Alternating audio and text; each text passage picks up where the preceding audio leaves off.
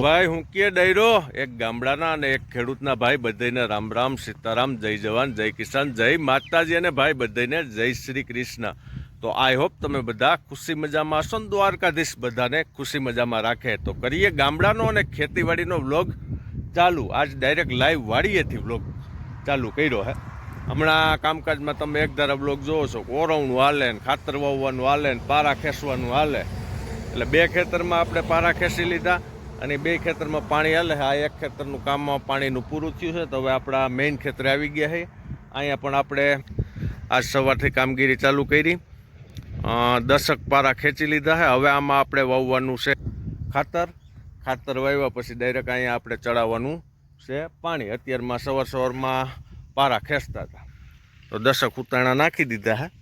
હવે 10માં આપણે પાણી ખાતર વાવીને પાણી ચડાવવાનું છે। પછી કાલ પાછું ઈ સાયકલ પાણી જેટલું હાલે એ પ્રમાણે વાવી જઈએ છીએ।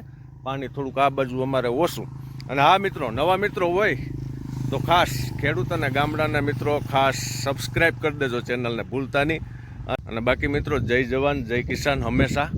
અને બાકી તો જો ખેતીવાડીના વિડીયો અને આપણા ગામડાના પ્રસંગો ઉત્સવોમાં તો ઘણું બધું હોય, એટલે કે મેરા મંડપ, પછી શું કહેવાય કે ધૂન મંડળી, પછી પ્રવાસોમાં આપણે યાત્રાધામ વધારે લઈએ છીએ, યાત્રાધામ ને એવું બધું આપણે આપણી આ ચેનલમાં મૂકીએ છીએ નવા મિત્રો માટે। કારણ કે જૂના મિત્રોને ખબર છે 3 વર્ષથી લગાતાર વિડીયો જુએ અને સપોર્ટ આપે છે। એટલે ખાસ મિત્રો સાચા વિડીયો હોય છે અમારા, ખાસ ટેકો દેતા રહ્યો અને સબસ્ક્રાઈબ કરજો। ને હવે તો આ ફિલ્મ અમારી છે ને આખો દિવસ ચાલુ રહે। હવે જો આ પાટિયું છોડાવવા જાય અને ખાતરનો પાટલો જોડાવવાનો છે અને ખાતર લઈ આવવાનું છે અને પછી વાવવાનું છે। અને ઓલા ખેતરે પાણી 10:30 પાવર આવે, પાણી વારવા જવાનું છે। એટલે ત્યાં હું માહિરભાઈને મૂકી આવી, અહીંયા મનોજ ચાલુ કરશે પાણી ને મારું કામકાજ હોય હાઈથી હળવું, આવું કામકાજ હાલતું હોય। એટલે આ રીતની કામગીરી હાલે ને સાથે સાથે અમારો શું કંઈક ફેમિલી વ્લોગ હોય, એટલે વ્લોગમાં બન્યા રહેજો ખાસ। આ છે અમારી વાવડી, અત્યારે થોડીક થાકી જાય છે સિઝનમાં હાલે। આ બધા પોઈન્ટ મૂકેલા હે નોખી વાડીઓના, સાદી રીતે બધું ગોઠવેલું છે। અને પાણી અત્યારે જોવા જાય ને મિત્રો તો બહુ ઊંડું છે,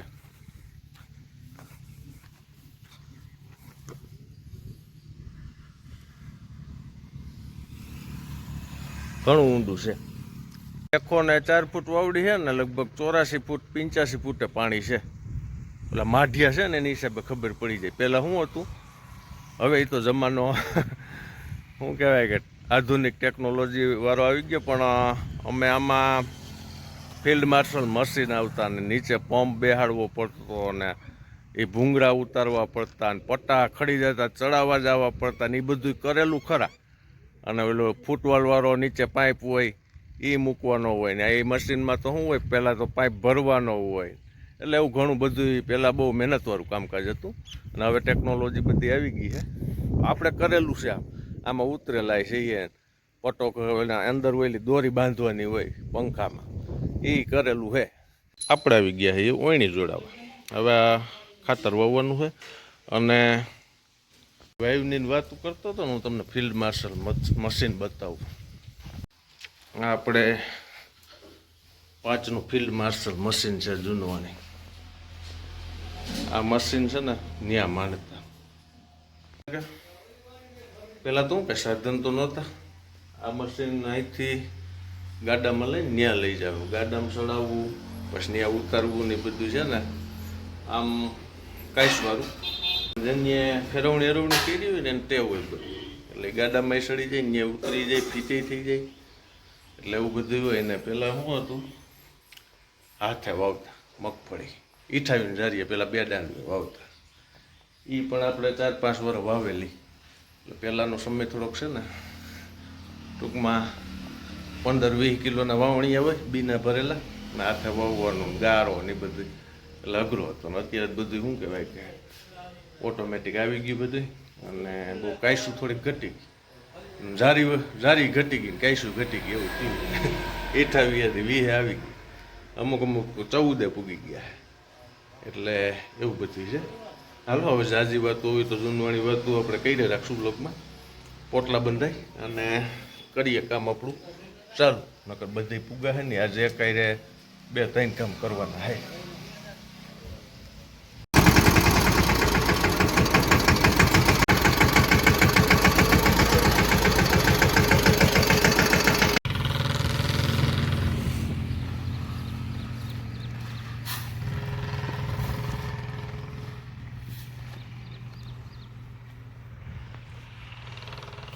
આપણે વાવીએ છીએ મિત્રો ડીએપી. ડીએપી એટલે મિત્રો મારા મતે ડેન્જરસ એગ્રી પ્રોડક્ટ. માપ બાય જઈએ ને તો બને ત્યાં સુધી ડીએપીનો ઉપયોગ ઓછો કરવો. આપણે વાવીએ છીએ ઓછું, અને આવા ખેતરમાં તો 2 વર્ષ પછી ડીએપી નાખીએ છીએ, અને થોડું ઘણું રસાયણ જોઈએ. એટલે આમાં આપણે 2 વર્ષ પછી ડીએપી ચખાડીએ છીએ મગફળીમાં. એટલે ડેન્જરસ એગ્રી પ્રોડક્ટ છે, માપમાં રાખવાનું. સાચું હોય ને તો કોમેન્ટ કરજો. બરોબર ને મહીરભાઈ? માપમાં રાખવાનું. કા ડાયરાને રામ રામ કહી દો. હા, હાલો ભરાઈ ગઈ છે ઓયણી, અને સડી જાવ સીટ ઉપર એટલે વાં હાજરી જોવાઈ જાય. પડા પ્રમાણે હે ને ખાતર ક્યાંક ખખડે ત્યાં વધારે પડી જાય, પણ તો કંઈ ખખડવાની ઉપાધિ હે નહીં. જવા દે, હાલો સેટિંગ કરી નાખું.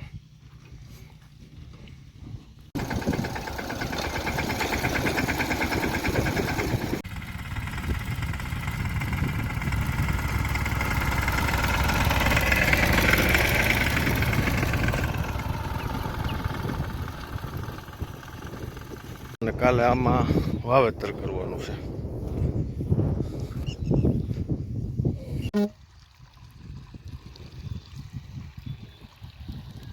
હાલો ડાયરો આવ્યા હે બપોરા પાણી કરવાના. હાલો ડાયરો બધો બપોરા કરવા. અમારે વેકેશન ઉનાળા મોજ ને બધું ભેરું હાલે છે. ભાગુબેન બનાવ્યો છે દેશી પીજો.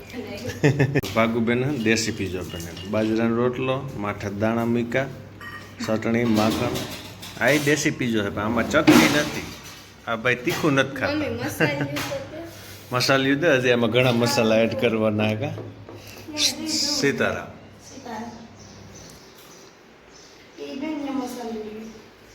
ચાલો હવે અમારે થારી ભરો.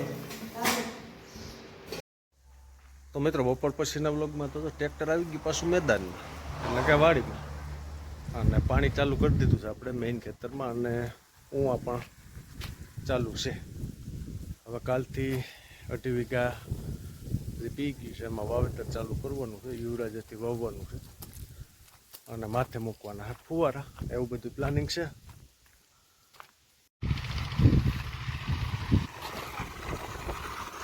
અહીંયા મનોજની ડ્યુટી છે. વાં મહીરભાઈ અહીંયા બહુ રૂપાર 2 બાજુ પાણી પીએ. અહીંયા વચ્ચારે હે ને ઢોરી છે, અને પાછું ઉપરથી નહીં આવે, એટલે 3 ઠેકાણેથી પાણી પાઈએ ત્યારે એક ક્યારો ભરાય. મિત્રો અમે પોગી ગયા આ વાડીએ. અહીંયા કાલનું પાણી ચાલુ કર્યું છે. આજે લગભગ અડધા માથે વયું જાય કે નહીં માહિરભાઈ? અડધો ટપી જા. હાલો ડાયરો બધો ચા પાણી પીવા રોંઢાનો. કા માહિરભાઈ?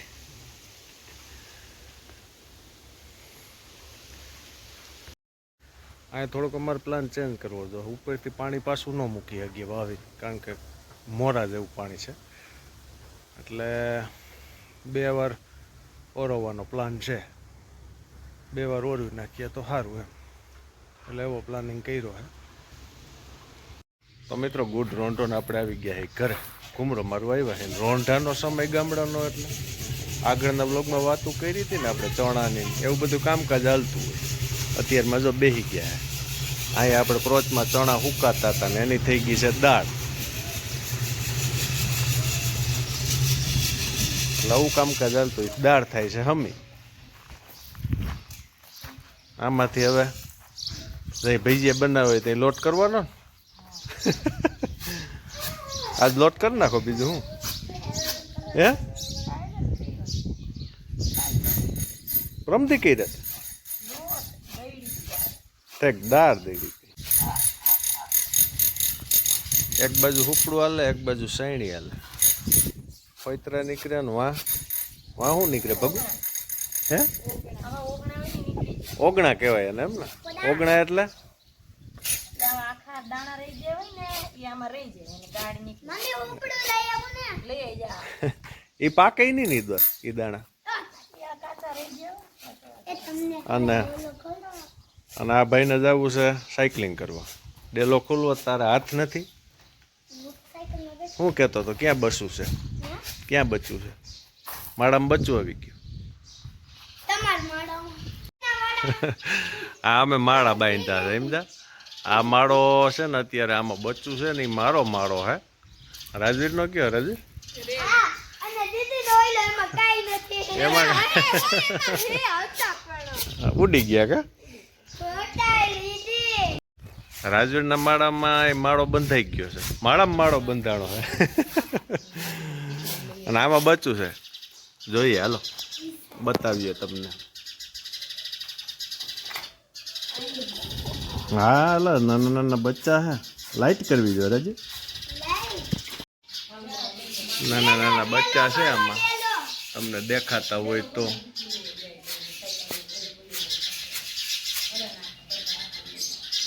હાલો બહુ પછી હેરાન નથી કરવા કા ભાઈ પૂતા હે હા એક માળો બોરછલીમાં હા અમાર ભાઈ હજી માળા બતાવે ક્યાં છે હા ઊંચો છે બહુ ઊંચો છે ભાઈ હજી ક્યાં હે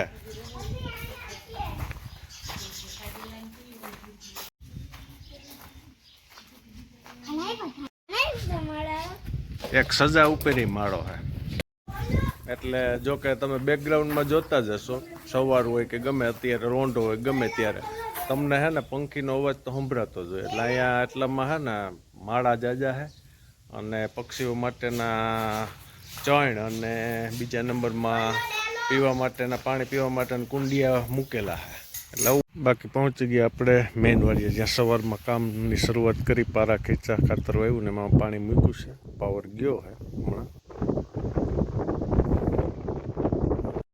આવતીકાલથી વાવેતર કરીને માથે 1.5 કલાક ફુવારા ફેરવી દઈએ ને તો શું કહેવાય કે માંડવીનો ઉગાવો સારો આવે માંડવી રોકાય નહીં એટલે એને નીચે ઉતારી દીધા હવે આજનો વ્લોગ ઘણો લાંબો થઈ જાય મળશું બીજા વ્લોગમાં ત્યાં સુધી આ ખેડૂતના ભાઈ જય જવાન જય કિસાન રામ રામ સીતારામ હજી સુધી મિત્રો સબસ્ક્રાઈબ ન કર્યું હોય તો ખાસ નવા મિત્રો સબસ્ક્રાઈબ કરી લેજો ચેનલને ભૂલતા નહીં ચેનલની પાસે સબસ્ક્રાઈબ લખેલું હશે અને જૂના મિત્રો બને તો શેર કરજો બ્લોગને અને લાઈક તો હાવ ના ભૂલતા જય જવાન જય કિસાન